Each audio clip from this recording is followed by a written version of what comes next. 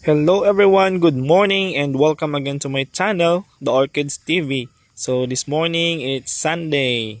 Today is Sunday. So this morning, let's roam around. Let's visit our orchid garden kung kamusta na po ba ang ating mga orchids. So dito tayo mag-start sa ating mga dancing ladies or known as Oncidium orchids. So ito yung mga Oncidium namin na kung saan mga common na to sila. And I'm not afraid kung ano mangyari sa kanila as long as natama lang yung pagkatanim ko kasi hindi naman binili ito, hiningi lang to char. Yung iba is binigay lang ito sa amin noon and then napadami lang namin.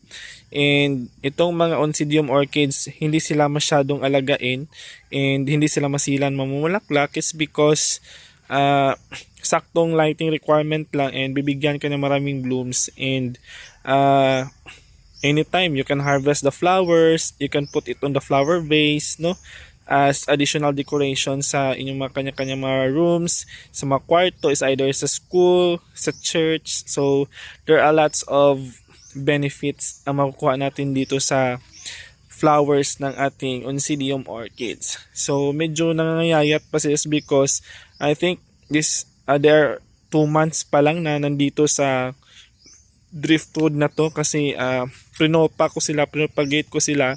And then after that, hinati-hati and then inipit po ng bunot. And this is how we put the Oncidium orchids on the driftwood. So we use the nails and then the bunot or coconut husk and then we ipit-ipit. Ano bang English ng ipit-ipit? We put them together. Bitaw oy nakatay ko dasay Bisaya mong ta guys kay taga Mindanao man taga Mindanao so Bisaya pero amo andon sinultian is Ilonggo gid na so basta may gid gani amo gid na gid so I'm trying hard to speak English for us to be able to understand char lang mo ito may pinut-pulot gid so by the way as you can see there are some cakes coming from my Oncidium orchids and the roots were very healthy and these Oncidium orchids are exposed to sunlight only morning but not the whole day. So under my Oncidium orchids I have my bromeliads. So these bromeliads love full sun because if you expose them to full sun they give you a pinkish color of their leaves patawag nito basta oy. So medyo nilayo lang namin sa bahay is because you know na bromeliads stored waters in their stores tawag ano and they say that termites that the dengues or the lamok diba dyan daw namamahay sa bulaklak nila kaya nilayo namin sa kunti sa bahay.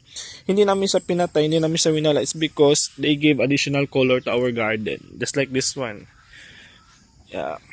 So ang pinagdikitan nito ng aming bromeliads is driftwood. Ayan. So pinagdidikit na namin dyan ng bunot at saka nails. Diba lansang? So ganun lang. Kasimple. And then, maliban dyan, meron din kami ng mga nakahang na mga bromeliads. I thought they will be dead. But, so far so good. Always na namin binabasa. Wala pong midya yan. Tingnan nyo. Walang midya yan. Nakalambitin lang po yan siya. So, buhay na buhay. So, fresh ang mga fruits natin dito and they are free. So, diba? As what the saying said, what you sow is what you reap. Char. Diba? Kung may itinanim, merong aanihin, 'di ba? Kung wala kang tinanim, edi wala kang aanihin. So ayan, may mga baby na sila. So anytime you can propagate them and then repat it to the other location where you wanted to put them, 'di ba? So I use nylons. Some of them I put 1.5 plastic bottle and then I use this nylon. And then I tie them and then I put it on the branch of our pomelo. Diba? So this one, we have a very tall, I don't know the ID, but sa amin ang tawag nito is pobreng kahoy. Mahirap na kahoy, pobre. in Ilonggo or Bisaya, in Tagalog, it's what we call mahirap. In English, it's poor. It's poor and it's sad. So we have the hair of Esther. Yan, we hang it. It can give additional aesthetic design to our garden. And I have also here my dancing ladies and silver orchids in uh, medium pots. And then we have our entrance here where we put uh, gulong or tires. And the entrance fee here is only 5 pesos. So I have also here, and this one I forgot the name. I don't know the name. Actually, we have a lot here. So we put an aesthetic design. So if it has a strong wind, so they will roam around, char lang. They will turn. Ayan, like that. Look at that. O, diba? Pak, ganarn. And here, I have my variegated African talisay. This was my gift last year during my birthday, and this time it's growing good. And I have also here a very tall vanda. I don't know what is the name of this, and I don't know what happened. So it's sick. There's a lot of melon shake. There's a lot of tigidig in the leaves. And of course, I have here uh, Dendrobium orchids which are now in blooms. Look at these beautiful blooms of my Dendrobium orchids. I have here the candy stripe, the white common. I love this common Dendrobium, the white one, because there are some people who buy the flowers only for decorations, for flower vase, for bouquets and whatsoever. And this one also, I love this color. It's a apple green, yellow green, basta green, ganun lang yun siya. So I love the design of the flower. So it has a white in its tongue. Tongue. May bunganga kamay tang. So I love my white Dendrobium orchids because they don't stop blooming. They always give colors to my garden. Look at that. This one also, it has a nice tongue. I call them tongue because it's like a mouth. And this one also, so I have also here my variegated Duranta. I don't know what is the name of this in your country. But here in Philippines, we call it variegated Duranta. So I have a lot of white dendrobiums, and they are very tall and very healthy. But sometimes I hate the insects who ate the petals of my flowers. Diba? And this one also is a very beautiful dendrobium orchid. Yeah. I don't know what is the idea of this, and I don't know why is it my camera doesn't focus on the flower, the beautiful flower of it. Look at that, it's very beautiful. And this one also, it's really beautiful. And since then, during lockdown, when here in the Philippines flowers become famous because people doesn't know what to do, but instead of roaming around and to be infected by the COVID-19, we stayed in our home and we plant so many plants. And for me, I decided to collect orchids, and my nanay or my mother, my mommy, char, loves also these leafy vegetables. Leafy flowers. Look at that. So she has a lot of bromeliads attached on the trees, in our mango tree, and then this one, this sexy pink, what we call this one, aglonema, and the big roys at the back. Yeah, the pakpaklawin, or what do we call to that one? What's pakpaklawin in other term? Bird's nest. Yeah, bird's nest. And we have a lot of bromeliads here, so we put it or we hang it in the tree, flower tree, so that it can give any aesthetic designs in our garden.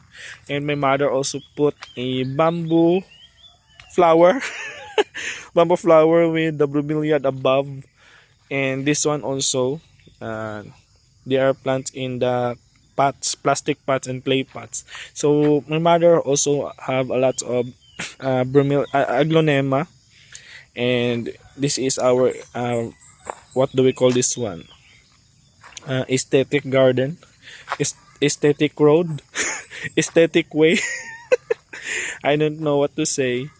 So we have here a, what do we call this one, wave of love or love wave, the Orlando, no? So she is very healthy and very big. Yeah. So we have our golden photos, which is now climbing on the tree. Sometimes we use these leaves for flower vase arrangement because it looks very nice, because it has a details, some details in the leaves. And we have also here some of the ornamentals. Yeah. And this one is, they say that it's anthurium, but I don't know what's the exact name of this anthurium. And this is also an anthurium foliage.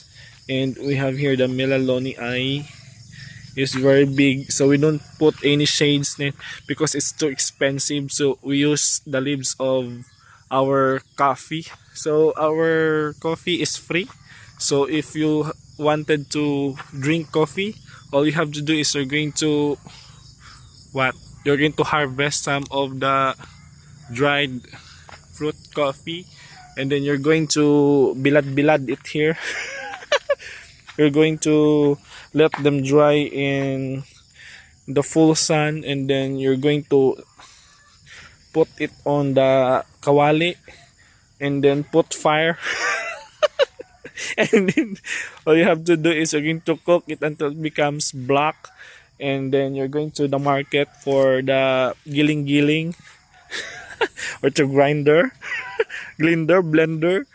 and then that's the time for you to drink your coffee if you're done. Yeah. And this one, this is also a kind of orchids. I bought this one to the guy who sell orchids, and I don't know what is this. Is it a mokara or a waling? What do we call this one? Strap leaf. I only have one strap leaf here. Yeah, this one. And let's see the ID, because I always forgot the name because the name is so long. It's a, what happened to my camera? So my very aesthetic camera. Oh my god, my camera doesn't know how to read.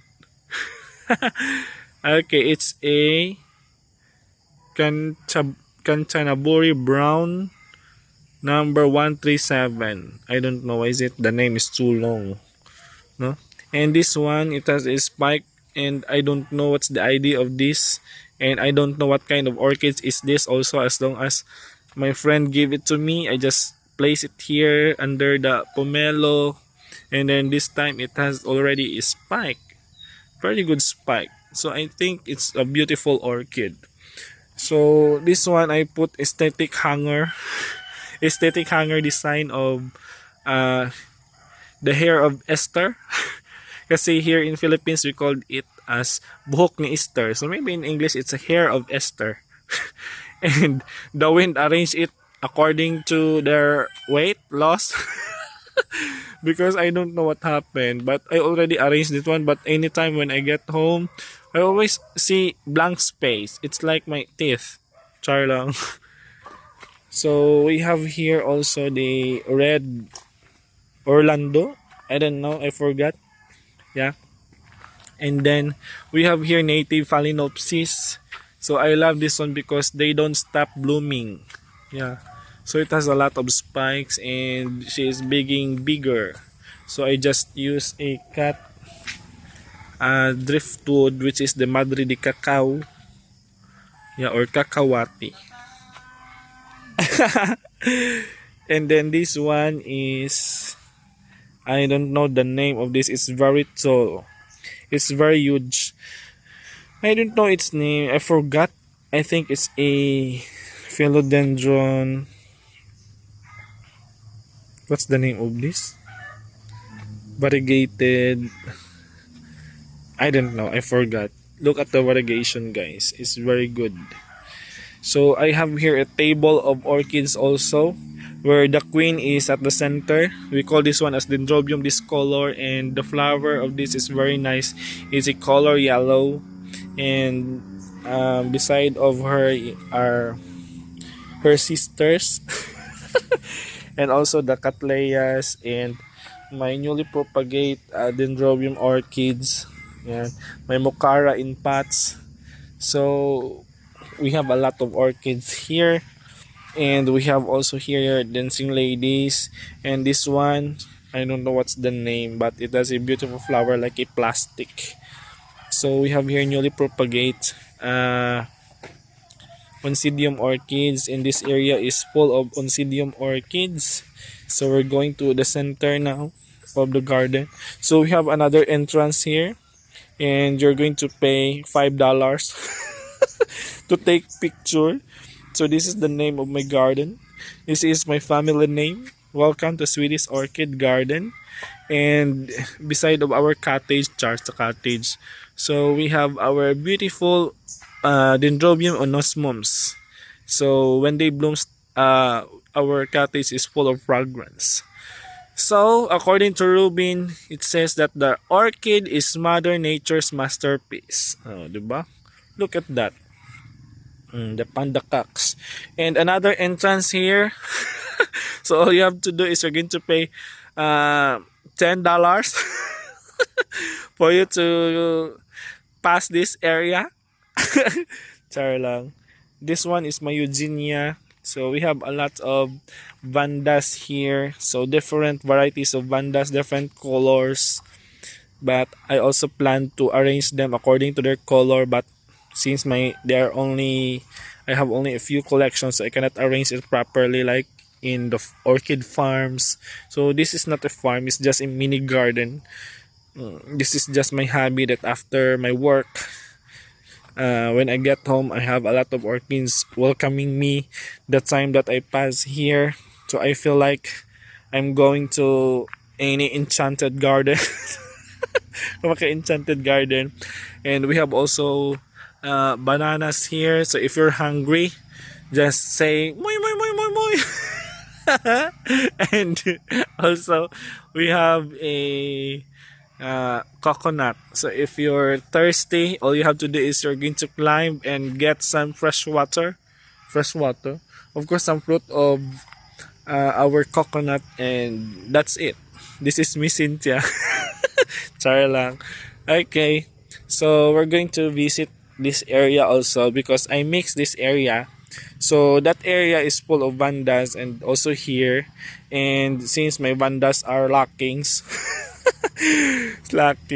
dahil kulang, so I put some dendrobiums in here, and they are not blooming yet because they are shy as of the moment.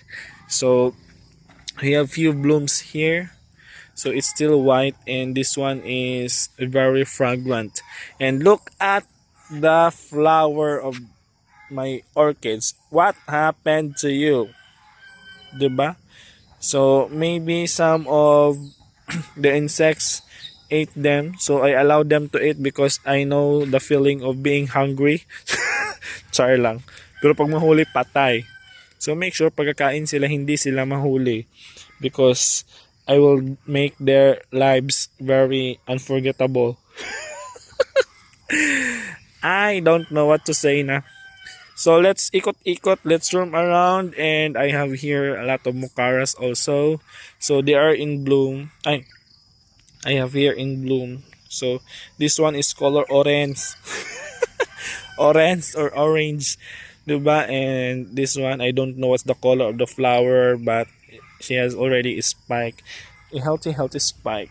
So this area also I have also a lot of mocaras in here, the violet one, and look what happened. because of the hungry friends. They ask me if they can eat the flower. You can eat the flower, but not all, because I know you're hungry. And if I'm hungry too, I will eat you too. Char lang. Okay, I'm tired. It's hot already. So these are my newly propagated Mocara orchids. So I just attached them and they have new roots now. They start giving their lives beautiful. Char lang. Okay. So that's it for now. That's all for now. Because I'm already tired and I'm hungry. So it's already Sunday morning here in the Philippines. So next time, let's check how they give blooms. No? So I use this as my entrance. O, diba? Pak, ganon. To give a design, aesthetic design to my garden. So thank you so much for watching. I hope you enjoy watching my video. So see you again next time. Thank you. Please don't forget to like and subscribe for you to be able to be updated for my next videos. Thank you.